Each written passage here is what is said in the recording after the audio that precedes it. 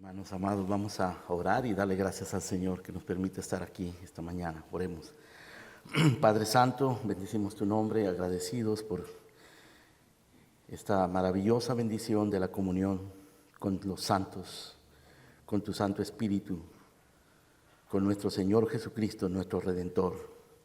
Gracias por tu palabra, Señor, que nos instruye, nos ilumina, es lámpara, que es antorcha que nos alumbra en lugar oscuro. Te rogamos tu misericordia para que esta mañana nuestro entendimiento y nuestro corazón estén abiertos a aquello que tú quieres hablar, Señor, a tu pueblo. Glorifícate, Padre Santo, te lo pedimos en el nombre precioso de nuestro Señor Jesucristo, por tu misericordia y su gracia. Amén. Amén. Muy bien, hermanos, voy a invitarles, por favor, para que abramos nuestras Biblias en la primera carta a los Corintios y vamos a considerar en este libro, tanto en el mensaje de esta mañana como en dos mensajes posteriores que vendrán después durante el transcurso de la conferencia. Vamos a considerar el tema de la infiltración de la sabiduría humana dentro de la iglesia, que es básicamente el tema que motivó en cierto modo al apóstol Pablo a escribir esta primera carta a los Corintios. Y vamos a leer para eso, por favor, la primera carta a los Corintios, capítulo número 1, verso número 22 y 23. Porque los judíos piden señales y los griegos buscan sabiduría, pero nosotros predicamos a Cristo crucificado, para los judíos ciertamente tropezadero y para los gentiles locura. Y si me acompañan, vamos a leer también el verso 17. Pues no me envió Cristo a bautizar, sino a predicar el evangelio, no con sabiduría de palabras, para que no se haga vana la cruz de Cristo. Como pueden darse cuenta, en estos versículos el apóstol Pablo está polemizando y está también tomando una posición. Él dice, no me envió Cristo a predicar con sabiduría de palabras, para que no se haga vana la cruz de Cristo. Y con esto él también está expresando su preocupación acerca del mensaje de la cruz, como él le llama, el mensaje del evangelio. Él no quiere que el mensaje del evangelio se haga vano. Así que él toma una posición. Esa posición la expresa de una manera más explícita en el capítulo 2, cuando él dice, cuando fui a vosotros para anunciaros el testimonio de Dios, no fui con excelencia de palabras o de sabiduría, pues me propuse no saber entre vosotros cosa alguna, sino a Jesucristo y a este crucificado. Es una determinación que Pablo tomó. Él dice, me propuse. Es decir, él de una manera intencional está declarando cuál es su posición. ¿Su posición frente a qué? Su posición frente a lo que está sucediendo entre los corintios. Y algo de lo que está sucediendo entre los corintios es lo que encontramos en el versículo que leímos inicialmente, el verso 22. Los judíos piden señales y los griegos buscan sabiduría. Es decir, habían ciertas presiones sobre la iglesia de los corintios. Presiones de parte de los griegos, presiones de parte de los judíos. Pero Pablo dice, yo no voy a acceder a esas presiones. Los judíos están pidiendo señales. Los griegos están pidiendo sabiduría. Pero nosotros tenemos una posición. Nosotros vamos a seguir predicando a Cristo y a este crucificado. Y en el capítulo 2, como ya lo leímos, él dice, yo me propuse. Y él lo demuestra, diciéndoles, cuando yo fui a vosotros, no fui con excelencia de palabras ni de sabiduría. Cuando yo les anuncié el evangelio de Cristo, el testimonio de Cristo, me propuse no saber entre vosotros ninguna otra cosa, sino a Jesucristo y a este crucificado. Así que esto es una polémica. Ahora, él no está aquí polemizando contra cristianos falsos. La iglesia de los Corintios es una iglesia verdadera. Pablo tiene muchas cosas buenas que decir acerca de los corintios, acerca de lo que Dios ha hecho en ellos. Por ejemplo, vengan ustedes conmigo en sus Biblias al verso 4. Dice: doy gracias a mi Dios siempre por vosotros, por la gracia de Dios que os fue dada en Cristo Jesús, porque en todas las cosas fuisteis enriquecidos. Verso 6. Así como el testimonio acerca de Cristo ha sido confirmado en vosotros, de tal manera que nada os falta en ningún don. Noten ustedes todas las cosas positivas. Ellos han recibido la gracia de Dios en Cristo. Ellos han sido enriquecidos en todas las cosas, en palabra y en ciencia, es decir, gente que tiene conocimiento y tienen buenos predicadores. El testimonio de Cristo, dice, ha sido confirmado entre vosotros.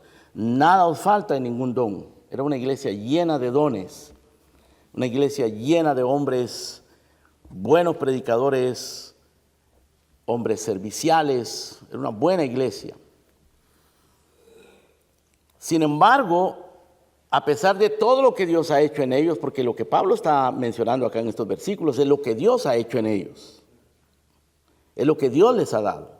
Pero a pesar de lo que Dios les ha dado, ellos no han producido buenos frutos.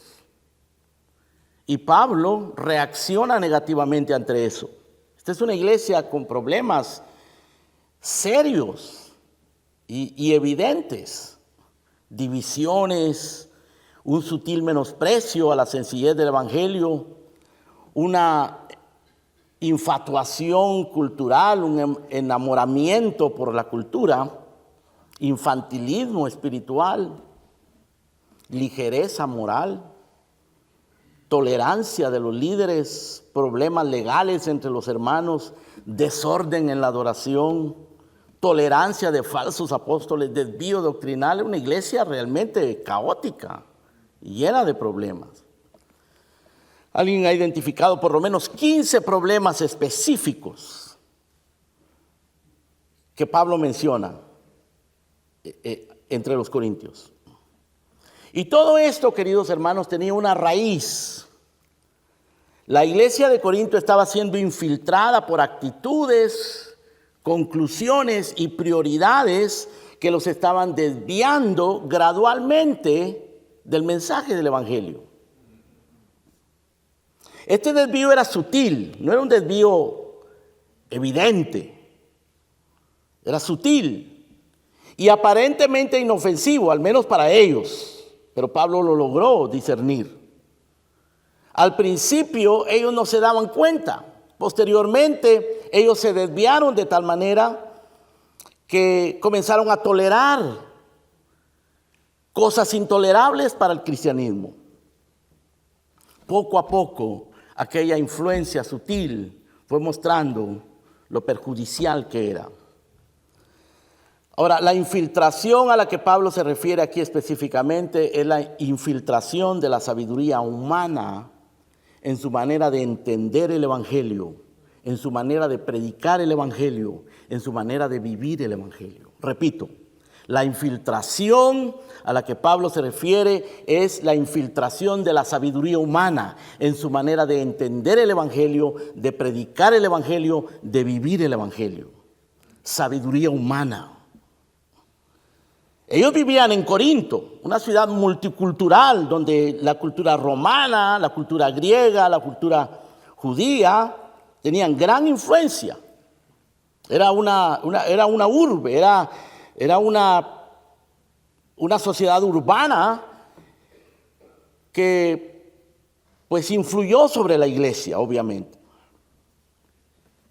Pablo menciona esa presión en el verso 22 que leímos inicialmente. Los judíos piden señales y los griegos buscan sabiduría.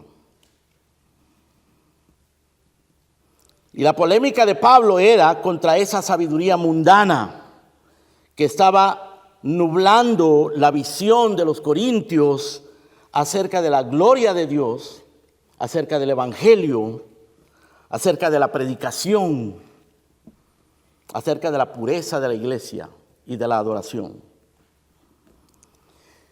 Interesantemente, hermanos, en estos primeros capítulos, capítulo 1, capítulo 2, 3 de Primera de Corintios, Pablo usa por lo menos 20 veces la palabra sabiduría o la palabra sabio o algún derivado de esa palabra.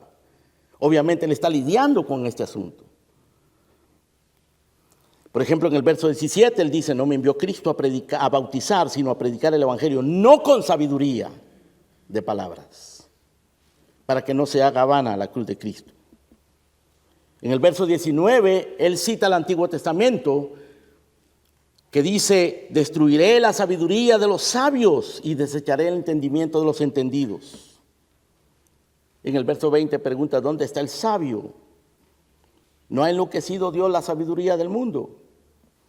Pues ya que en la sabiduría de Dios el mundo no conoció a Dios, mediante la sabiduría agradó a Dios agradar a los creyentes por la locura de la predicación. En el capítulo 1 menciona por lo menos 12 veces la palabra sabio o sabiduría. En el capítulo 2 la menciona por lo menos 8 veces. Y en el capítulo número 3 la menciona por lo menos 4 veces. Sabiduría, sabio. En algunos casos, porque Pablo habla de la sabiduría del mundo y que debemos rechazar la sabiduría del mundo infiltrada dentro de la iglesia. Y en otros casos habla de la sabiduría de Dios, la sabiduría oculta, la sabiduría revelada al pueblo, que es la que nosotros debemos de buscar. Esa es la polémica del apóstol Pablo. En los minutos que nos quedan, hermanos, quiero considerar con ustedes 3 síntomas que se estaban manifestando entre los corintios de la infiltración de esta sabiduría, y que nos deben hacer a nosotros, o que nos deben provocar a nosotros ser cuidadosos y vigilantes, porque esa infiltración no era solo para los corintios, no solo los corintios la sufrían. Esa infiltración es una amenaza constante para todos nosotros. Es una amenaza constante para esta iglesia, para sus iglesias, para mi iglesia, para todos los creyentes. Por eso es que el Espíritu Santo dejó esto establecido acá. Vamos a considerar 3 síntomas. Podríamos mencionar más, pero vamos a considerar, primero, el apego impropio a los hombres. Eso era un síntoma.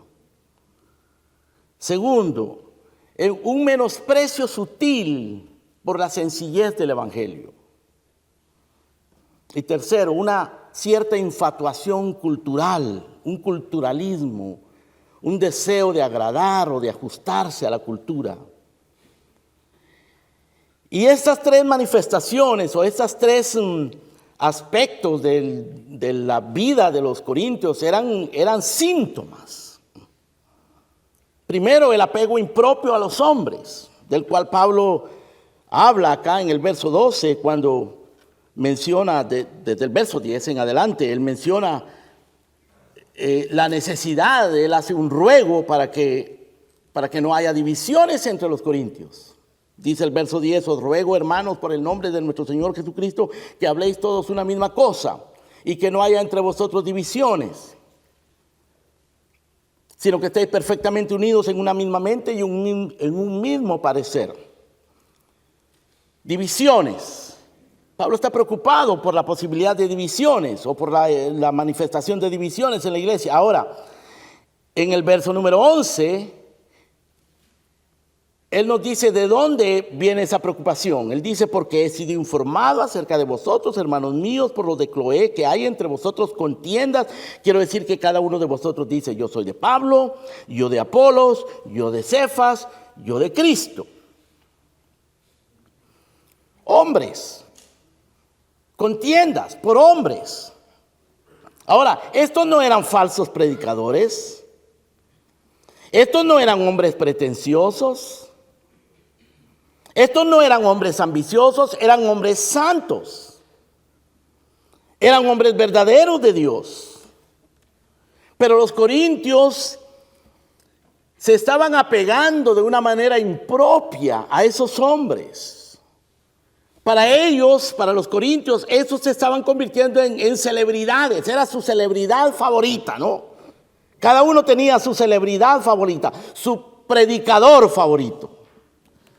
Un apego ilegítimo a hombres legítimos en este caso. Hombres buenos y verdaderos ministros, exaltados desmedidamente. Curioso, ¿no? En este caso el problema era de los corintios, no era de los predicadores propiamente.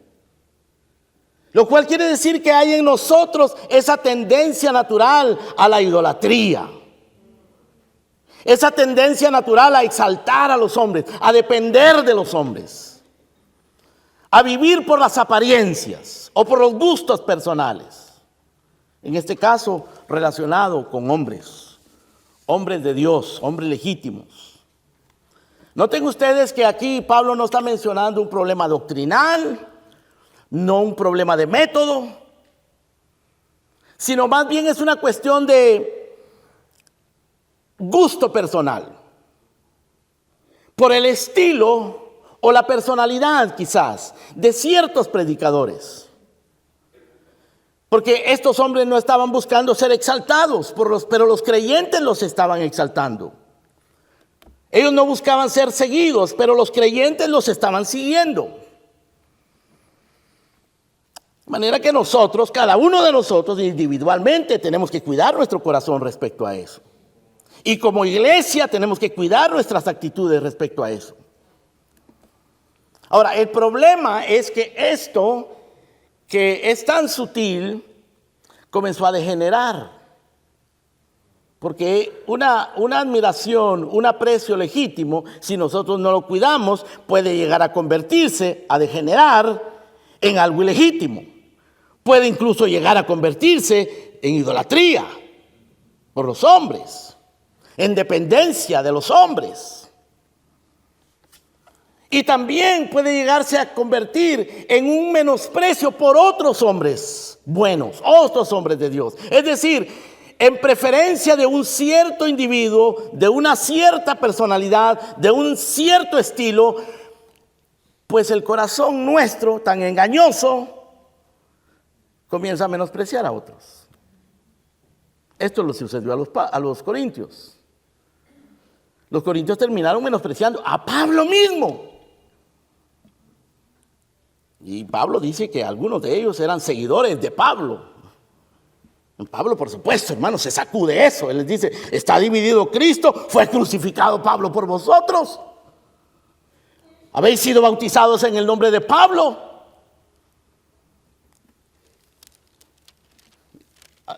Los admiradores de Pablo, pues algunos de ellos terminaron menospreciando a Pablo, como le pasó a los gálatas, que estaban dispuestos a sacarse los ojos por Pablo cuando llegó por primera vez entre ellos, enfermo. Lo recibieron como un ángel de Dios y luego se convirtieron en enemigos de Pablo. Hermano, la dependencia de los hombres, la admiración indebida a los hombres, es algo muy peligroso, muy peligroso. Y es un síntoma de la infiltración de la sabiduría carnal, mundana. Es un síntoma de la tendencia a vivir por las apariencias. Por eso es que Pablo en el capítulo 3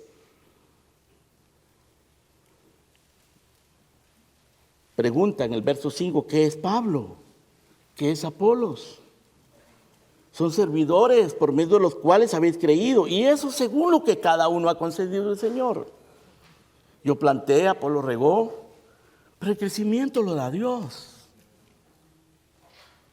Así que ni el que planta es algo, ni el que riega, sino Dios que da el crecimiento.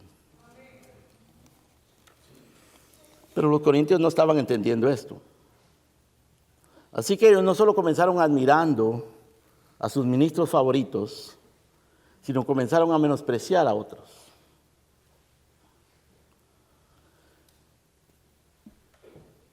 En 1 Corintios capítulo 4, verso 8. Escuchen lo que Pablo le dice a los corintios, la actitud que ellos habían asumido. Ya estáis saciados, ya estáis ricos, sin nosotros reináis. Es decir, asumieron una actitud de autosuficiencia, de menosprecio. No necesitamos ya a Pablo. Pero en realidad, hermano, últimamente no nos necesitamos los unos a los otros, necesitamos al Señor, pero sí nos necesitamos en el orden correcto, porque Dios le ha dado a cada uno dones y Dios le ha dado a cada uno un lugar. No debemos depender de los hombres, pero debemos de honrar a los hombres en su debida posición y de la debida manera.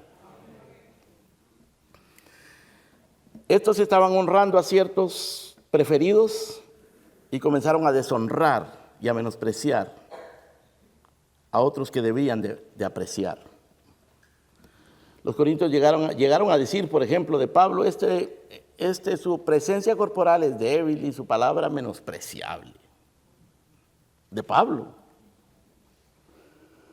Pero todo comenzó de esta manera. Todo comenzó con este síntoma sutil, aparentemente inocuo, inofensivo, de darle preferencia a ciertos hombres. Eventualmente, esto llevó a los corintios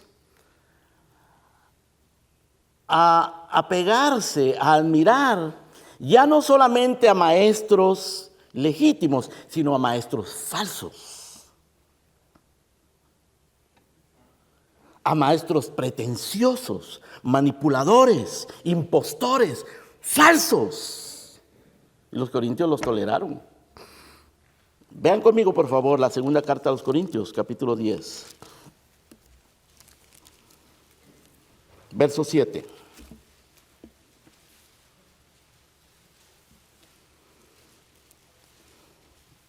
Ahora estamos en la segunda carta a los Corintios. Esto indica que había pasado algún tiempo, ¿no? Ya este virus se había expandido. Ahora ya no es Pablo, Apolos, Cefas a quien admiraban. Ahora comienzan a admirar a otros, que ya no son Pablo, Apolos, Cefas, legítimos, sino que ahora comienzan a admirar a otros extraños. Y Pablo les dice en el capítulo 10, verso 7, miráis las cosas según la apariencia. Si alguno está persuadido en sí mismo que es de Cristo, eso también piense por sí mismo que como Él es de Cristo, así también nosotros somos de Cristo. Verso 10, porque a la verdad dicen las cartas son duras y fuertes, mas la presencia corporal es débil y la palabra es menospreciable. Verso 11, esto tenga en cuenta tal persona que así como somos en la palabra por cartas estando ausentes, lo seremos también en hechos estando presentes, porque no nos atrevemos a contarnos ni a compararnos con algunos que se alaban a sí mismos, pero ellos midiéndose a sí mismos, por sí mismos, comparándose consigo mismos, no son juiciosos. Estos no eran teólogos, estos eran iólogos. Todo es yo. Pablo lo describe de esta manera. Estos se alaban a sí mismos, se miden a sí mismos por sí mismos, se comparan consigo mismos.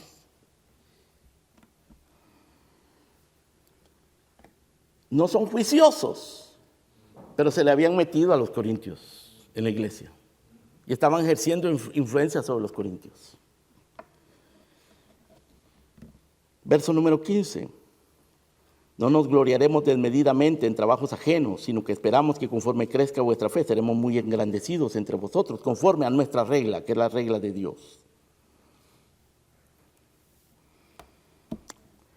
Ese era el problema. Problema sutil al principio, problema grave posteriormente.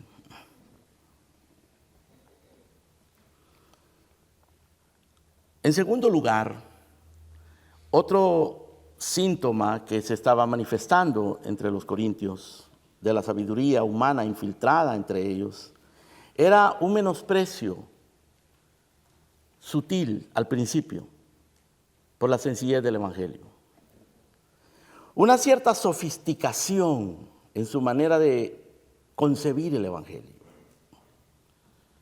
Por esa presión de la que habla el capítulo 1, verso 22, los judíos piden señales, los griegos buscan sabiduría. Esa presión de la cultura, esa presión de los hombres, es peligrosa, hermanos.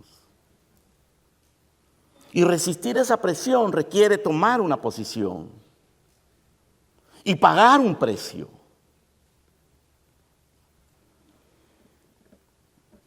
Y esa presión conduce a un menosprecio que está evidenciado aquí entre los corintios. No al Evangelio propiamente, sino a la sencillez del Evangelio. Porque los corintios seguían siendo una iglesia verdadera, seguían predicando el Evangelio. Pero estaban evidenciando esa actitud sutil de menospreciar la sencillez del Evangelio. Si ellos ya tenían este problema de las celebridades y de la admiración por los hombres, este problema es más grave todavía. Aquel es grave, este es más grave. Pero están conectados y son inseparables. En el versículo 17 del capítulo 1, cuando Pablo dice, Primera de Corintios, no me envió Cristo a bautizar, sino a predicar el Evangelio con sabiduría no con sabiduría de palabras, para que no se haga vana la cruz de Cristo. Evidencian, hermano, que Pablo estaba asumiendo esta posición, esta actitud de combatir la sabiduría humana en el mensaje del Evangelio, de no permitir que se infiltrara en su mensaje la sabiduría humana. Así que Pablo dice, no con sabiduría humana, porque esto hace vana la cruz de Cristo. En el verso 22, los judíos piden señales, los griegos buscan sabiduría, pero nosotros predicamos a Cristo crucificado, para los judíos ciertamente tropezadero y para los gentiles locura. Noten ustedes, tropezadero, locura. Es decir, el mensaje sencillo del Evangelio era un tropezadero para los judíos. Era una locura para los gentiles. Y claro, a ningún predicador, hermano, le es grato predicar y encontrar que su mensaje es tropezadero para sus oyentes o locura para sus oyentes. Y lo podemos resistir por un tiempo, pero eventualmente esa actitud de menosprecio, esa actitud de resistencia a la sencillez del Evangelio puede pesar sobre nosotros y puede doblegarnos. A los corintios los estaba doblegando. Y por esa misma razón, ellos estaban manifestando este sutil menosprecio al mensaje de la cruz o al mensaje puro de la cruz. No lo habían abandonado, pero estaban cediendo ante aquella presión. Un menosprecio que es propio de los hombres naturales. En el capítulo 2, verso 14, Pablo dice, el hombre natural no percibe las cosas que son del Espíritu de Dios, porque para él son locura. No las puede entender, porque se han de discernir espiritualmente. Bueno, eso es, hermano, lo que sucede a los paganos, a los incrédulos, a los impíos, al mundo. Pero no se supone que suceda aquí entre los cristianos, Por supuesto, un cristiano verdadero, convertido, una iglesia verdadera, una iglesia legítima, una iglesia del Señor, no se va a escandalizar ante este mensaje. El problema es que el escándalo del mundo puede doblegar a la iglesia y puede moverla a menospreciar la sencillez del Evangelio. Como lo dije, era un menosprecio sutil, no era abierto. Ellos no estaban rechazando el evangelio, solo que lo querían más adornado, más sofisticado, más impresionante, más atractivo. Porque el mensaje de la cruz es locura, es tropezadero. El mensaje de la cruz en su sencillez. Claro, se puede predicar el mensaje de la cruz y adornarlo. Se puede predicar el mensaje de la cruz y hacerlo más atractivo, agregar elementos que lo hagan más impresionante, más sofisticado. Puede ser un poco de atractivo musical, o puede ser la personalidad de los predicadores, o pueden ser estrategias mediáticas, o eventos especiales. Hay muchas maneras sutiles. Porque se está hablando aquí de sabiduría humana. La sabiduría humana es tener buenas ideas. La sabiduría humana consiste en crear estrategias, modelos, métodos. Pablo dice, los judíos están pidiendo señales. Los griegos están pidiendo sabiduría. ¿Qué vamos a hacer? Hay muchos pastores que se están preguntando, ¿qué vamos a hacer? Se nos están yendo los jóvenes. No hay jóvenes.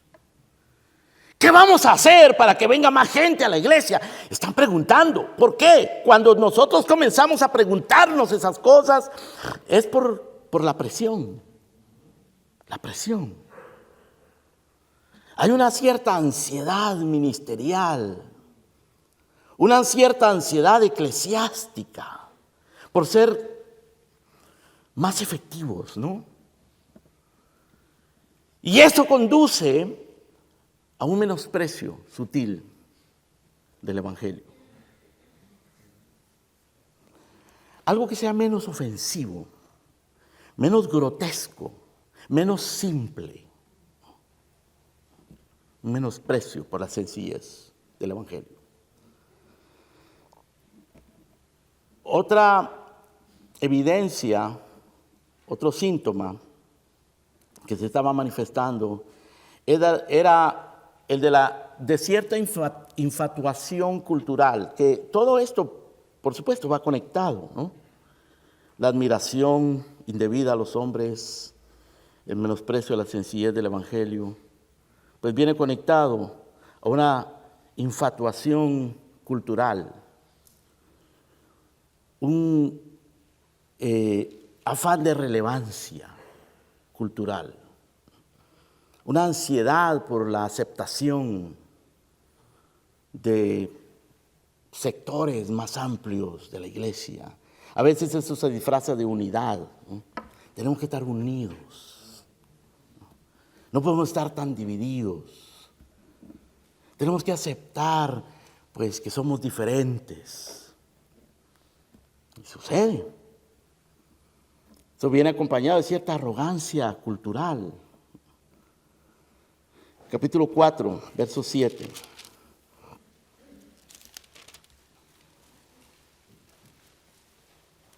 ¿Quién te distingue? Dice Pablo, pregunta Pablo.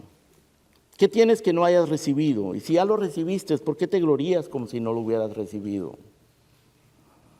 Ya estáis saciados, ya estáis ricos, sin nosotros reináis. Ojalá reinases para que nosotros reinásemos también juntamente con vosotros. Pablo está hablando acá con ironía, ¿no? Les está diciendo, ustedes se sienten que ya reinan, se sienten que ya no necesitan lo que necesitaban al principio, ya no necesitan el mismo evangelio, ya no necesitan la misma predicación, ya no necesitan a los mismos ministros. Están cambiando, su perspectiva les está cambiando, su manera de ver las cosas les está cambiando. En el verso 9 él sigue hablando de esta forma irónica, ¿no? Cuando les dice, según pienso, Dios nos ha exhibido a nosotros los apóstoles como postreros, como sentenciados a muerte. Hemos llegado a ser espectáculo al mundo, a los ángeles, a los hombres. Somos insensatos. Mas vosotros prudentes. Es decir, ese era el sentir que ellos tenían acerca de sí mismos, ¿no? Hemos crecido, hemos madurado, ahora somos más prudentes. Ahora alcanzamos a la gente de una manera más eficiente, más eficaz. Y Pablo sigue con la insensatez esa. Somos insensatos, vosotros prudentes, nosotros débiles, vosotros fuertes, vosotros honorables, nosotros despreciados. Básicamente lo que Pablo está aquí describiendo, hermanos, el precio que él ha tenido que pagar por esta posición que asumió. Despreciado, débil, insensato. Esa era la impresión, ¿no?, que los corintios estaban teniendo de Pablo. Presencia corporal débil, palabra menospreciable. Y Pablo reconoció más adelante, aunque soy tosco en la palabra, pero no lo soy en el conocimiento, les dice Pablo. Verso número 11, 4:11. Hasta esta hora padecemos hambre, tenemos sed, estamos desnudos, somos abofeteados, no tenemos morada fija. Nos fatigamos trabajando con nuestras propias manos, nos maldicen, bendecimos, padecemos persecución, la soportamos, nos difaman, rogamos, hemos venido a ser hasta ahora como la escoria del mundo, el desecho de todos. ¿Por qué? Por el mensaje de la cruz, por la sencillez del evangelio. Por eso, esa era la causa. Pero los corintios no, ellos estaban bien, ellos eran sensatos, honorables, prudentes. Pablo dice en el verso 14, no escribo esto para avergonzaros, sino para amonestaros como a hijos amados. Porque aunque tengáis 10,000 años en Cristo, no tendréis muchos padres, pues en Cristo Jesús yo os engendré por medio del evangelio, por tanto os ruego que me imitéis. ¿En qué quería Pablo que lo imitaran? En tomar esa posición, en asumir esa actitud de siervo del mensaje sencillo de la cruz. Detrás de todo esto, hermanos, hay una seducción satánica, porque es lo que Satanás busca. Lo que Satanás busca es desviar a la iglesia, ¿no? Y claro, Satanás desvía a la iglesia de una manera muy sutil. Él nunca lo hace de una manera frontal, explícita. Como lo que está sucediendo en nuestra sociedad. De repente despertamos al hecho de que las agendas homosexuales, de que la abundancia del aborto están dominando nuestra sociedad. Despertamos. Pero ¿sucedió de la noche a la mañana? No. Eso es algo que ha estado trabajando, que se ha estado trabajando desde hace generaciones atrás. Los políticos que hoy nos gobiernan, los maestros que hoy enseñan en las universidades, los periodistas que hoy proclaman sus agendas en las noticias de televisión, eran los niños de ayer que fueron preparados de esa manera. Y es uno de los temores, hermano, es una de las cosas que nosotros tenemos que estar atentos. Si esa infiltración la permitimos hoy día, los ministros de mañana serán los apóstatas. Si nosotros toleramos eso, Pablo dice un poco de levadura leuda toda la masa. Estos corintios comenzaron admirando a Pablo, a Apolos, a Cefas. No había nada de malo en el sentido de que estos hombres eran hombres de Dios. Pero sí era muy malo que la actitud de ellos no era una actitud sana, no era una actitud espiritual. Tanto que Pablo les dice a los corintios, yo no pude hablaros como a espirituales, sino como a carnales, como a niños en Cristo. Porque aún sois carnales, pues hay celos entre vosotros, contiendas por causa de hombres, diciendo uno, yo soy de Pablo, yo soy de Apolo, no sois carnales. Eso era algo carnal, esa admiración impropia que terminó convirtiéndose en la tolerancia y aceptación de ministros falsos. De esto hablaremos más detenidamente después. Pero estas cosas, hermanos, como les digo, Pablo lo expresa aquí de una manera muy clara. Era una operación satánica. En el capítulo 11 de 2 de Corintios, Pablo les dice en el verso 3, temo que como la serpiente con su astucia engañó a Eva, vuestros sentidos sean de alguna manera extraviados de la sincera fidelidad a Cristo. ¿Cómo comenzó a Satanás su operación con Eva? Las primeras palabras registradas en la Biblia que salieron de la boca de Satanás fueron palabras de duda, de cuestionamiento, para crear incertidumbre, para crear preguntas, para crear inquietud. ¿Cuáles fueron las primeras palabras? ¿Con qué Dios os ha dicho? Tenemos que aprender a discernir ese espíritu, hermano. Cuando alguien se acerca con nosotros con dudas, cuestionamientos, rumores, comentarios que causan desasosiego. En verdad, ya te diste cuenta. ¿No has notado? Con que Dios os dijo, no comáis. No solamente estaba sembrando dudas, estaba diciendo una mentira. Que Eva la refutó. No es así. Pero ya había sembrado su semilla. Es una pequeña semilla, queridos hermanos. Es una semilla maligna, satánica. Y Pablo dice, lo que sucedió en el huerto, lo que Satanás hizo con Eva, cuidado, que lo está haciendo aquí también. Y yo me temo que como la serpiente, con su astucia, porque esto es un movimiento astuto, uno no se da cuenta. Es fácil no darse cuenta. Es fácil caer allí sin darse cuenta. Es fácil que le cambien a uno la mente, que le cambien a uno el énfasis, la visión, las prioridades, sin darnos cuenta. Entonces, Pablo dice, yo tengo ese temor, Corintios. Yo tengo ese temor con la iglesia.